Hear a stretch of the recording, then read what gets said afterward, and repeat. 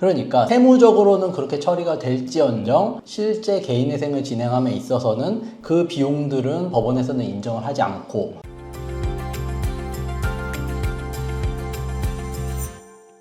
안녕하세요. 기운찬 유익상 변호사입니다. 오늘 개인회생 절차는 자영업자분들의 개인회생 절차에 대해서 한번 준비를 해보았어요. 이제 자영업자분들 중에서 요즘에 또 시장도 경기가 좀 많이 안 좋으니까 개인적으로 사업을 정리하시는 분들도 많고 저희 사무실에도 개인회생 절차 문의 주시는 분들이 많은데 일단 뭐 사실 개인회생 절차 진행하게 되면은 사업자다라고 하면 외부회생위원 일단 선임이 되고 그러니까 뭔가 개인회생 일반적인 개인회생 절차랑 좀 다른 것 같고 까다로울 것 같은 그런 느낌이 있는데 왜 그런 어떤 인식이 있을까요? 그러니까 이제 개인회생 진행할 때 소득이 어떻게 발생하느냐를 봐야 되는데 일반 급여소득자, 근로소득자 같은 경우는 사실 매월 회사에서 받는 월급이 일정하고 그 다음에 비용 처리나 이런 거 없이 그냥 사실 소득세 내고 4대 보험 내고 거기서 공제된 금액이 나오고 연말정산 받고 이렇게 하면은 사실 소득 산정하기가 간편하잖아요. 그렇죠. 깔끔한데 그에 반해서 이제 자영업자분들 같은 경우는 어쨌든 개인 사업자이다 보니까 사실 매월 메인 매출이 다르고 그러면 거기에서 이제 빠져야 되는 비용들이나 뭐 이런 부분들이 계산이 좀 복잡해요. 그리고 더 나아가서 실제로 이제 세금 신고하시는 부분들에 있어서 그 매입 비용으로 인정되는 것과 실제 개인회생 절차에서는 매입 비용으로 인정이 안 되는 항목들이 또 있고 하다 보니까 세금 신고된 소득과 개인회생 절차에서 계산되는 소득의 차이가 생기기 때문에 그런 소득 산정을 다시 해야 되는 부분도 있고 해서 아무래도 급여소득자보다는 이제 절차가 훨씬 어렵다. 복잡하다 이제 이렇게 볼 수 있을 것 같아요. 그러니까 급여 소득자분들 좀 명확하잖아요, 사실은요. 그렇죠. 이제 명확한데 이제 개인 사업자분들은 사실 월별 매출액이 다르고 당연히 이제 어떤 경기도 타고 또 시즌별로 또 성수기가 있고 또 비수기도 있기 때문에 그렇죠.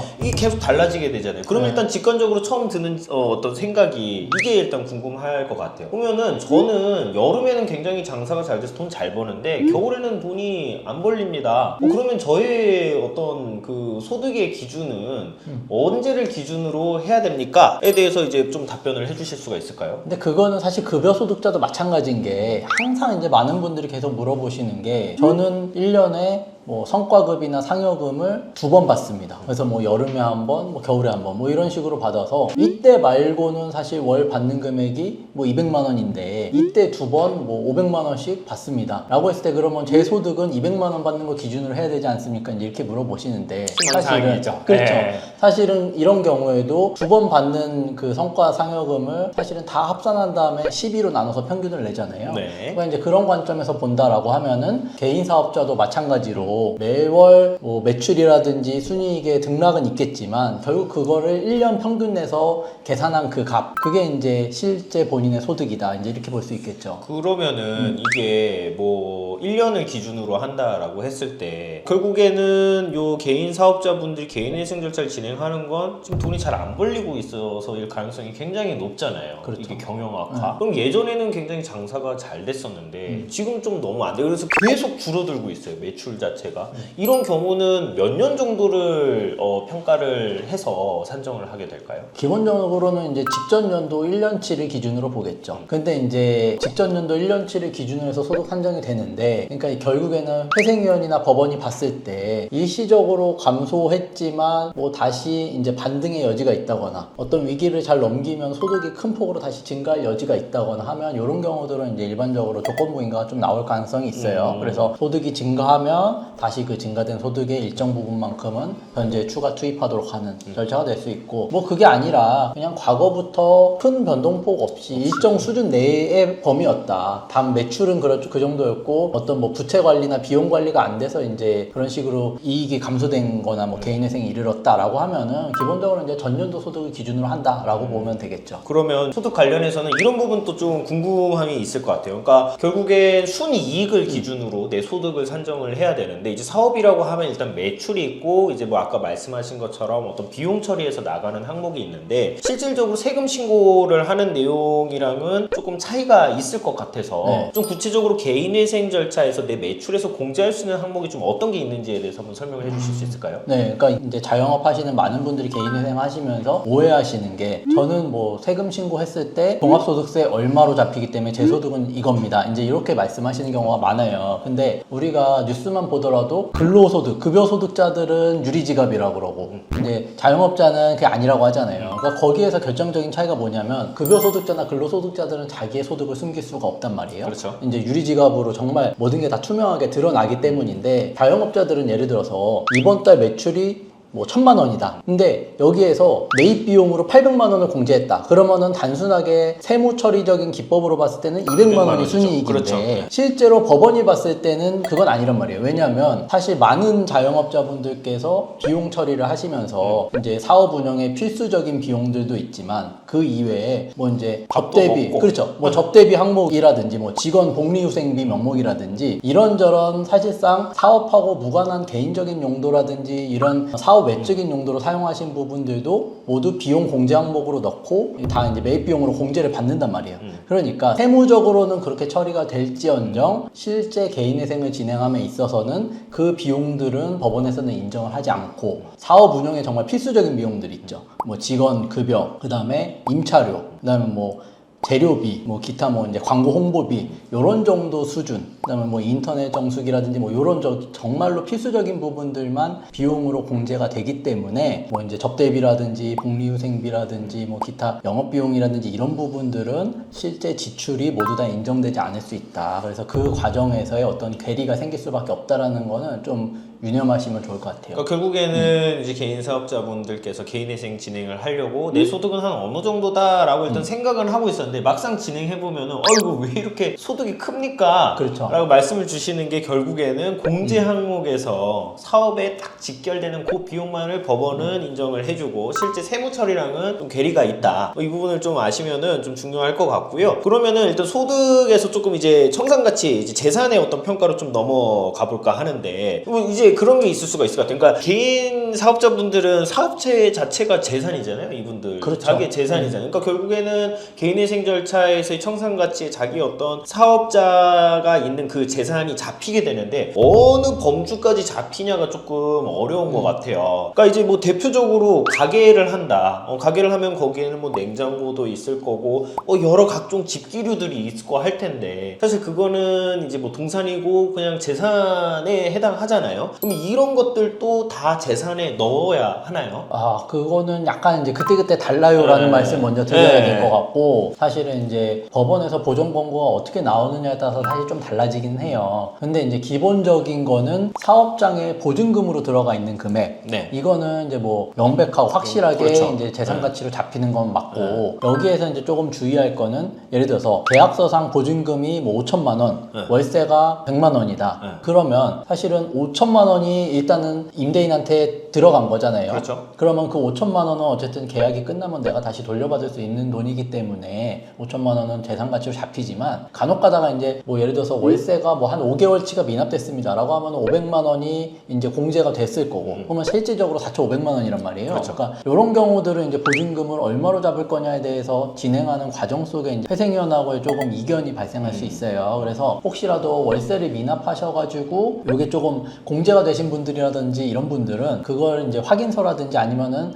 뭐 하다못해 얼마가 현재 보증금으로 남아있다라는 뭐 문자 메시지는 카카오톡 메시지든 이거 받아두셔가지고 좀 일부 좀 정리를 해두실 필요가 있다라는 말씀을 좀 드리고 싶고 그 다음에 집기류나 비품들 하다못해 뭐 이제 음식점을 운영하신다라고 하면은 뭐 이제 테이블부터 해가지고 말씀하신 뭐 냉장고 뭐 식기류 뭐 이런 것들이 있을 거란 말이에요. 에어컨도 그렇고 그런 경우들도 일정 부분은 이제 재산으로 보유하고 계신 게 맞으니까 그것도 이제 청산 가치로 반영이 되는데 기본적인 그 반영 기준은 현재 이제 중고 상태로 그걸 처분했을 때 받을 수 있는 시세 이제 그런 정도가 잡힌다라고 볼 수 있을 것 같고 그렇게 크지 않겠네요, 당연히. 가장 중요한 이제 쟁점이나 이슈는 권리금이에요. 그러니까 권리금도 잡으라고 하는 경우들이 있어서 네네네. 그럼 뭐 이 업종을 그대로 넘겼을 경우에 이제 권리금을 얼마를 받을 수 있느냐 아니면 이제 이거를 이제 양수할 사람이 아무도 없어서 어차피 이거는 권리금이 발생할 수 없다라고 하면은 그런 부분들도 이제 법원에서는 청산가치 잡으라고 하는 경우들이 있기 때문에 이 부분은 실제로 권리금이 발생할 여지가 있는지 없다면 왜 없는지 이런 부분들은 조금 이제 대리인이나 변호사 사무실하고 좀 심도 있게 논의가 필요한 부분일 수는 있다. 권리금이 사실은 좀 어려운 쟁점인 것 같은데 맞아요. 사실 근데 이제 권리금이 또 굉장히 큰 사업장도 있고 없는 사업장도 있잖아요. 그렇죠. 그러니까 사실 권리금만 보고 사업하시는 분들도 경우에 있죠. 따라는 네. 있잖아요. 그러니까 이거 자체가 워낙 크신 분들도 있긴 한데 그럼 이제 뭐 내가 권리금을 내고 들어가신 분들 같은 경우는 그 내가 일단 내가 낸 어떤 권리금 자체가 있으니까 명확하게 일단 기준이 있을 것 같은데 뭐 그런 어떤 기준이 없다라고 하면 이 권리금 산정은 좀 어떤 식으로 해야 될까요? 결국에는 뭐 매출 기준으로 해서 아니면 매출 대비 뭐 순이익 기준으로 해서 잡는 방법이 있을 거고 아니면은 이제 가게나 사업체를 양도양수하는 그런 플랫폼들도 있잖아요. 네. 그러면 거기에서 유사 업종의 유사 지역에서의 이 권리금이 대략 어느 정도 정도다? 시세로 형성이 되어 있느냐 이제 요걸 기준으로 해서 이제 잡는 방법이 있을 거고 그럼에도 불구하고 내 사업장은 도저히 뭐 순이익이나 매출로 봤을 때 권리금을 이거는 받을 수가 없는 사업장이다. 그리고 이건 누군가가 그냥 공짜로라도 인수를 해주면 고마운 상태다. 이제 이런 분들도 분명히 있어요. 있죠. 예. 그럼에도 이제 법원이 뭐 이거 권리금 얼마로 반영해라고 이제 이렇게 나오는 경우들도 있는데 그 경우에는 이제 뭐 매출이라든지 순이익 자료들 이제 뭐 재무제표를 기준으로 해서 이건 사실상 이제 권리금을 받기 어려운 상태다라는 거를 객관적으로 이제 입증해야 되는 경우들도 있을 수 있다. 뭐 이제 이렇게 정리할 수 있을 것 같아요. 그러니까 결국에는 이 회생을 진행을 하는 데 있어서 그 자영업자분들께서 소득이 계속 이제 뭐 들락날락하니까 그럼 뭐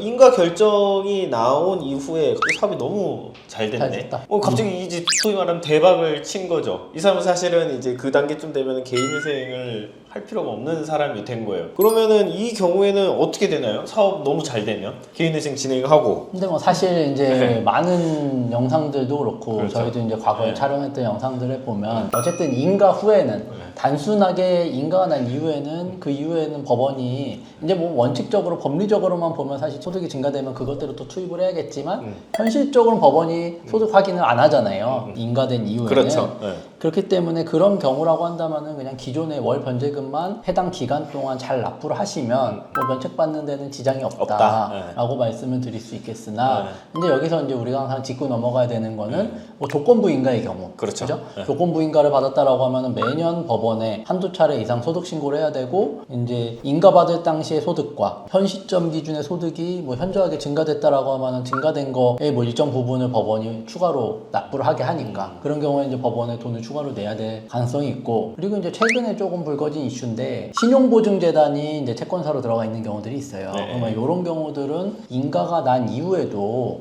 이 신용보증재단에서 채무자들의 소득을 확인을 할 수가 있기 때문에 그런 그 신고된 소득을 기반으로 해서 소득이 뭐 현저하게만 늘어났다라고 하면은 이제 이걸 기반으로 해서 뭐 변제금을 올리게 해야 된다, 뭐 변제 계획안을 변경하게 해야 된다라고 이제 주장하는 경우들이 있어서 이런 경우는 예외적으로 이제 뭐 증가된 소득을 추가로 투입될 여지도 있다라고 볼 수 있을 것 같아요.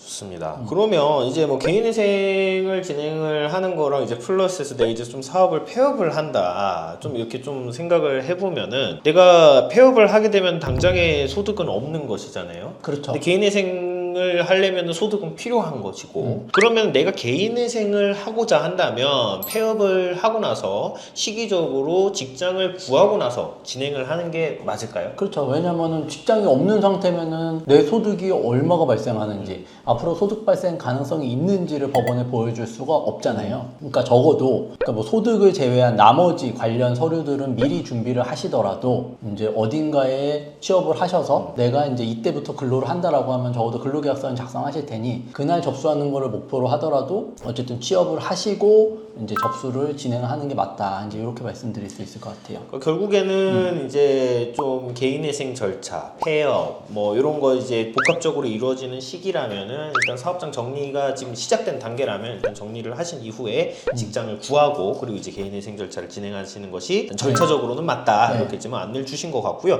그럼 폐업을 하게 되면은 원상복구를 다 하도록 보통 이제 임대차 계약서상에 명시를 하고 맞아요. 있어서 근데 사실 원상복구 비용이 이게 만만치 않거든요. 그 비용이 커요. 아, 그러니까 최근에도 이제 제가 이제 상담하다 보면은 본인도 더 이상 이거를 운영하기를 원치 않으세요.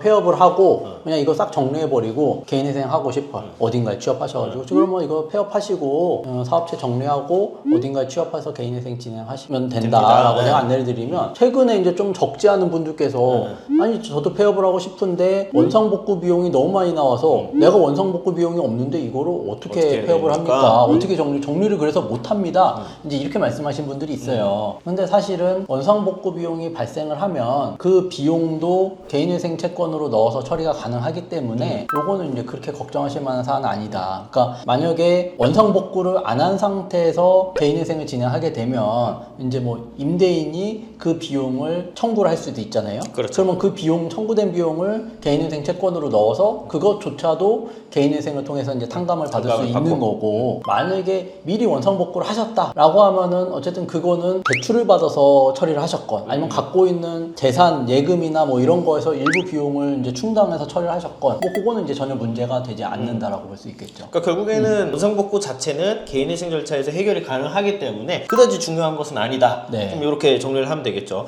대신에 이제 원상복구를 이제 폐업을 하겠다라고 하면은 적어도 이 원상복구 비용이 어느 정도 예상되는지는 뭐 이제 철거업체라든지 통해서 견적을. 몇 군데 정도 이제 견적을 좀 받아보시고 그거 기반으로 해서 이제 어쨌든 이 가게를 정리해야 된다라는 부분들은 임대인한테도 먼저 통보는 돼야 될 거 아니에요. 그렇죠. 그래서 네. 현재 발생은 하지 않았지만 앞으로 발생할 수밖에 없는 비용이니까 그 미확정 채권으로 해서 이제 그렇게 이제 진행하는 방법이 있다 정도로 이제 정리하면 될 것 같아요. 네, 좋습니다. 자영업자가 개인회생 이제 진행을 하려고 해요. 이분들한테 이제 좀 유의사항이 좀 있을 것 같은데, 일단 첫 번째로는 카드사의 어떤 상계 문제가 있을 것 같아요. 그래서 뭐 가령 예를 들어서 내가 이제 카드사한테 받을 돈이 있고, 그 다음에 카드사에서 내가 대출을 또 뭐 받은 것이 있다. 그럼 이제 상계가 될 수 있기 때문에 고객으로 하여금 그냥 가급적이면 다른 카드 결제를 하거나 아니면 피지사를 통한 어떤 결제를 좀 제한을 해서 유도를 해서 그렇게 좀 처리를 하는 것이 권장될 것 같고요. 네. 또 이외에 또 하고 싶은 말씀이 있으실까요? 그러니까 이제 피지사 말씀하셔서 그런데 피지사가 뭐냐, 그 피지사에 대해서 좀 이해를 못 하시는 경우들이 있어서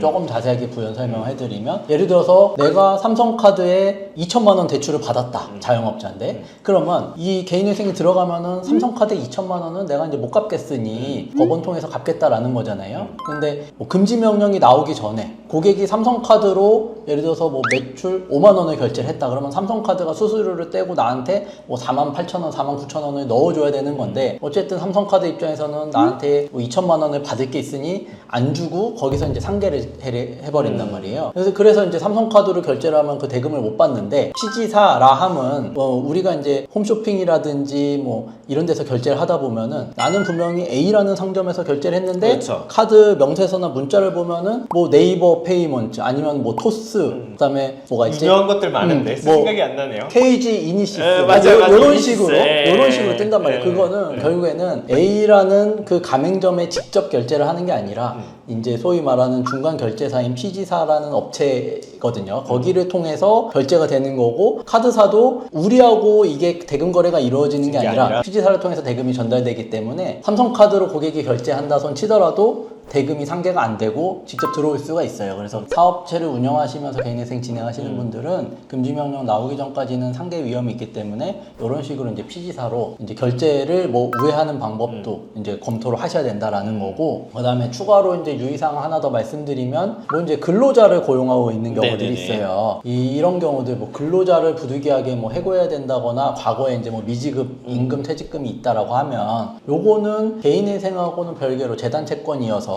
개인회생 통해서 이제 갚을 수 있는 게 아니라 어쨌든 전액을 변제해야 되고 개인회생 진행하기 전에 어느 정도 처리가 돼야 되는 부분이 있기 때문에 이제 미납 근로자들에 대한 임금 퇴직금은 가급적 이제 미리 처리할 수 있으면 처리를 하시는 게 좋다라는 말씀을 좀 드리고 싶어요. 뭐 근로자에 대한 어떤 임금 이외에 또 세금도 맞아요. 사실은 이제 탕감이 어렵기 때문에 가급적이면은 이제 뭐 어떤 채무의 변제를 하는 데서 우선순위를 한다라면은 임금 채무랑 이제 세금을 좀 우선적으로 그러니까 정리를 이제 하시는 게 좋을 것 같아요. 세금이랑 이제 근로자들에 대한 임금 퇴직금도 조금 나눠서 보면 어쨌든 세금도 비면책이라 개인회생 절차를 통해서 감면이 되는 건 아니에요. 네. 다만 세금 같은 경우는 분할해서 분할 갚을 수 있어요. 네. 개인회생 절차에서. 그러니까 개인회생 채권으로 넣어서 분할해서 갚을 수 있기 때문에 개인회생 절차에서 어느 정도 처리는 된다라고 볼 수 있지만, 임금 퇴직금 같은 경우는 이렇게 해서 분할해서 갚을 수 있는 것도 아니고 기본적으로 재단 채권이기 때문에 개인회생 채권들을 변제하기 이전에 이거를 전액 변제를 어떻게 할 것인가에 대한 것도 법원에 이제 보여줘야 된단 말이에요. 그러니까 이제 임금퇴직금이 있으면 그거는 다른 채무로 혹시 갚을 여력이 있다라고 하면 임금퇴직금 최우선적으로 먼저 처리하시는 변제하는 게 게, 예. 그렇죠. 그렇게 처리하시고 요거 이제 안 갚으면 또 근로기준법상 뭐 이제 처벌 이슈도 있잖아요. 그렇죠. 형사처벌도 그러니까, 되고요. 그러니까 그런 측면에서는 더더욱 좀 유의를 하실 필요가 있다. 좋습니다. 네. 오늘은 이제 자영업자분들의 개인회생 절차 관련해서 쭉 한번 훑어봤어요. 그래서 소득 산정 어떻게 되는지, 청산가치는 뭐 재산의 가치는 어떻게 산정을 할 것인지, 그다음 이외에 유의해야 할 포인트는 없는지에 대해서 설명을 드려봤는데 언제든지 궁금하신 사항 있으면 편하게 문의 주시면 저희가 친절하게 상담 도움 드리도록 하겠습니다. 오늘 영상 마음에 드셨다면요, 좋아요와 구독 부탁드리고요. 저희는 다음번에 더 좋은 영상으로 찾아뵙도록 하겠습니다. 감사합니다.